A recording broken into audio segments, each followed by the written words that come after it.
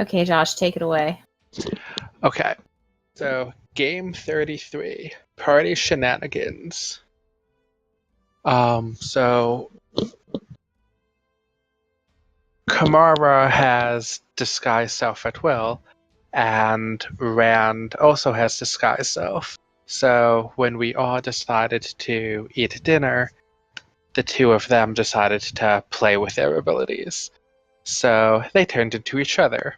Charlene, not being able to turn into people, decided, I'm gonna be a monkey. Aramel deciding, I don't have magic like that. He just pulled out a bush and hid in the table. Zane walked in to say goodnight, looked at the craziness, and walked away.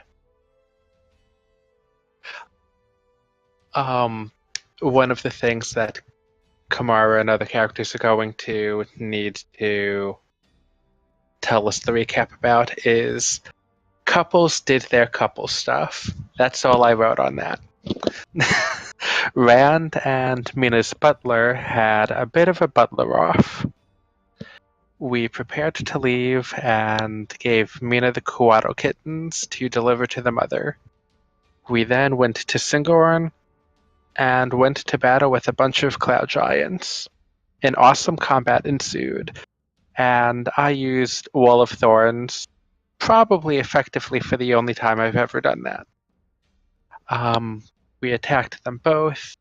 Aramel killed one of them by launching him into the thorns, and Zane took out the other one at the knees, Rand jumping to his neck, and they killed it together.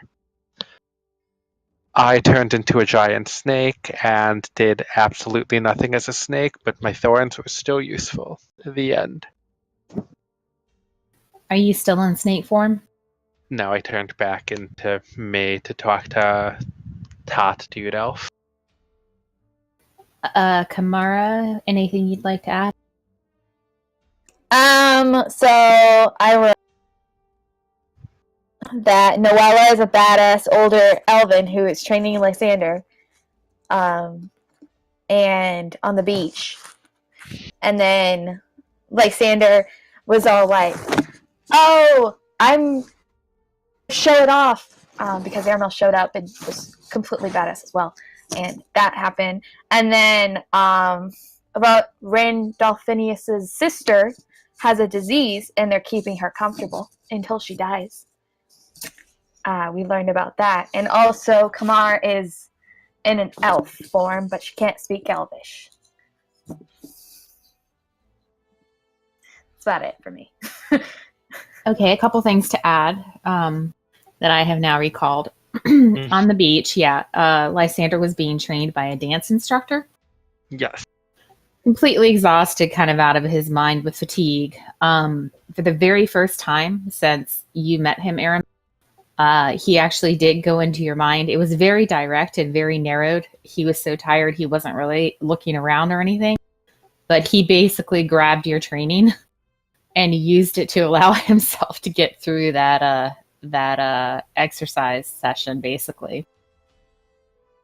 After which some shenanigans ensued with Lysander falling asleep after the training, Aramel carrying him back to the room, and finding Kamara and Vale in coitus with Kamara illusioned as Lysander. Oh, yeah. Oh, yeah. Which Aramel took very well, considering. Also, it's worth mentioning that all of the dinner shenanigans that were happening at your abandoned mansion in the middle of the Cloudtop district. It's a mansion that had been destroyed during the battle with. You guys had cleared it out because it was a vampire lair, and when Minxie kicked you guys out of the Laughing Llama, that's where you took up residence. The only other thing I can think worth mentioning is Mina and Zane had quite a intimate conversation where Zane expressed his worries about death and being an adventurer. And it was Mina who teleported you to Singborn, much to the delight of all of her fans at the um, Fog Brain. I'm sorry. What's the name? The tower. The help me out, you guys. The Alabaster Lyceum. Mhm. You reported to Singorn, where immediately were onset by a couple of cloud fighting alongside some unknown. Are they allies? You don't know.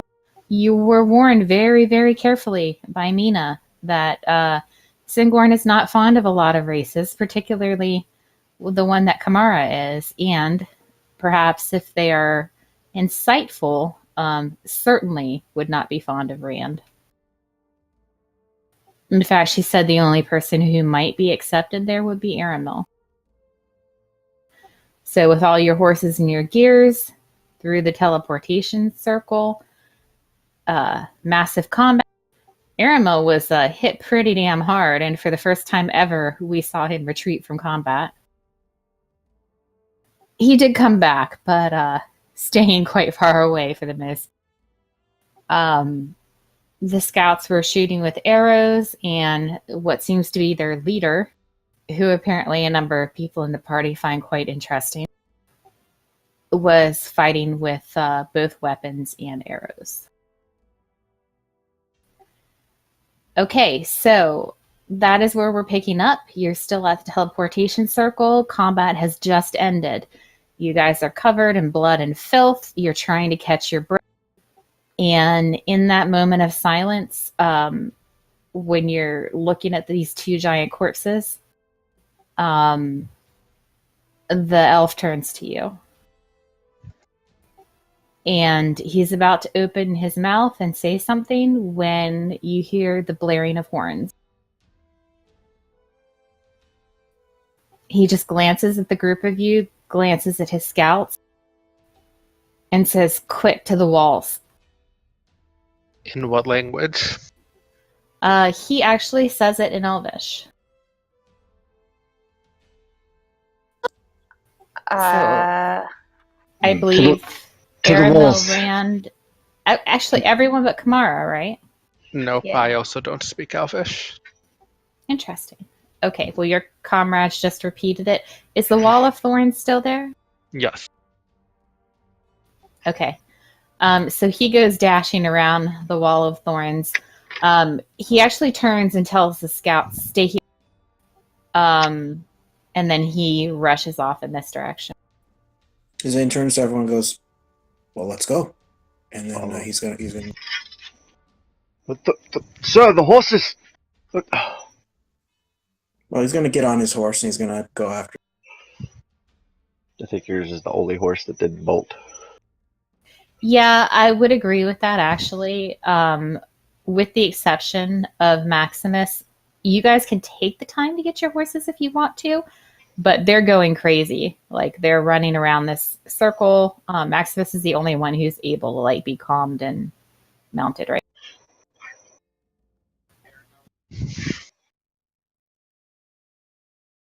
And he will speak in Elvish. He'll give them a half nod as he starts moving and says, "Please keep our horses under control.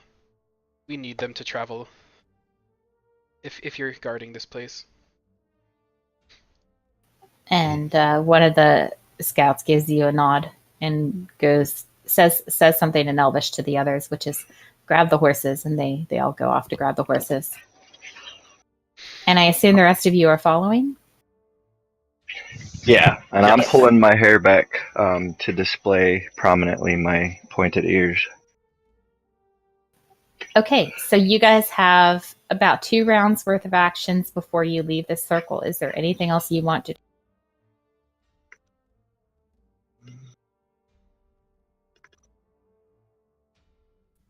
All Zane's doing is getting on Maximus and following the. Okay, I'll get a spell slot back as a bonus action. okay. I guess at this point, Aramil will use his wholeness of body class feature to heal. He sort of like toughs it out,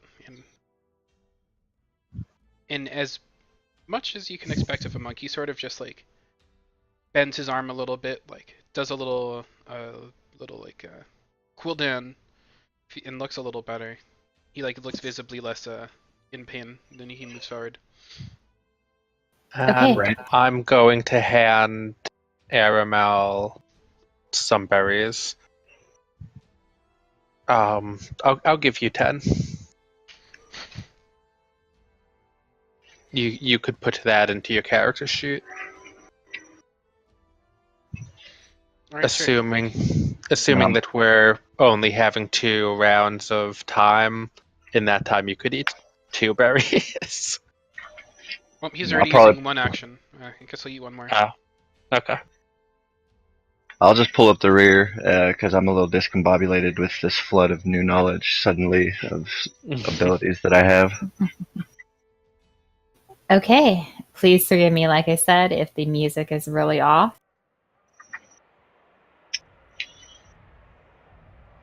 Oh, geez, what did we step into?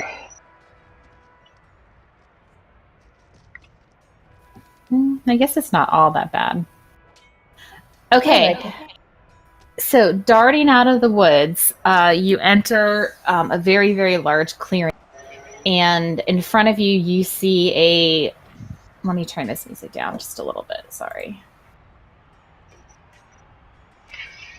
Okay. In front of you, you see a majestic wall made out of white stone. It stands probably 20, 30 feet high. It looks ancient. It's beautiful. It's well crafted. And over the edge of the wall, you can see the rooftops of a number of buildings, all kind of, I want to say, archaic in nature. Buttressed and graceful. And you also see what appears to be a number of palaces, shining white in the sunlight. But the main thing that catches your attention is the fact that the gates to the city are currently under siege. There are a number of archers standing up on the walls, shooting down arrows. But looking ahead, you see 2 storm giants very similar to what you had just fought, and some smaller kind of wispy things that are floating around them. Okay, and going with those 2 rounds of stuff, could I still do one more thing? Or is it too late? Too late, you've already seen the map, sorry. Okay, that's fine. I was just going to use a spell that I never use.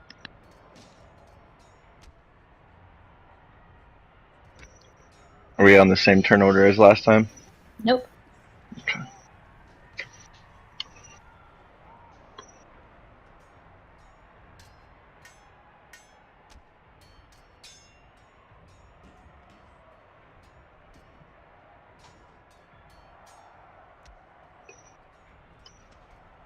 Aramel just sort of follows this mysterious elf man. It's like, something seems oddly familiar about him.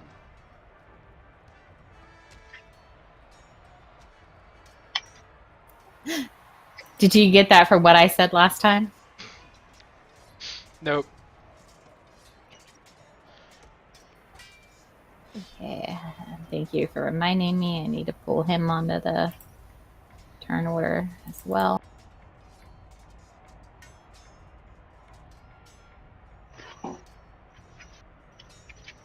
Oh crap, did I?